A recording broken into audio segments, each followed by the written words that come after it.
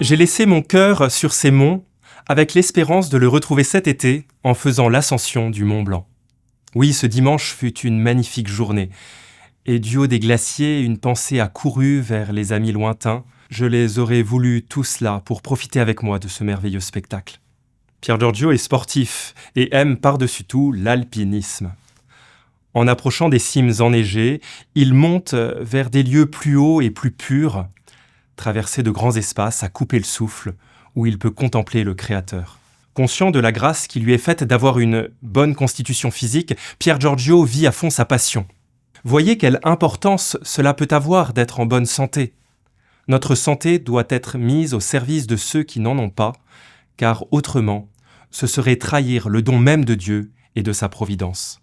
Notre corps semble si souvent lourd et pesant. Mais Pier Giorgio avait compris qu'en notre chair aussi peut se répandre l'amour de Dieu.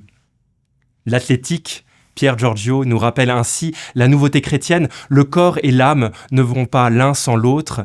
Si Dieu s'est incarné en Jésus-Christ, si nous croyons à la résurrection des corps, c'est qu'ils sont précieux et bons.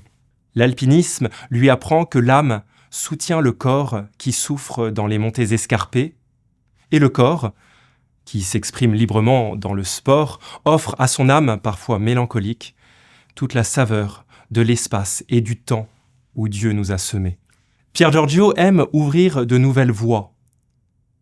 Dans nos vies, alors qu'un mur se dresse, qu'une paroi empêche l'ascension, que des blocs obstruent le chemin, pouvons-nous, comme Frassati, tenter une échappée ?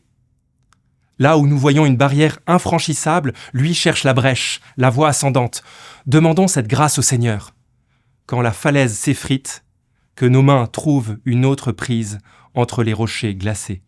Quelques jours avant de mourir, au dos de la dernière photo que nous ayons de lui et qui le montre escaladant la montagne, Pier Giorgio écrit « Verso l'alto », vers les sommets. Dernière ascension, dernière parole, tout un programme.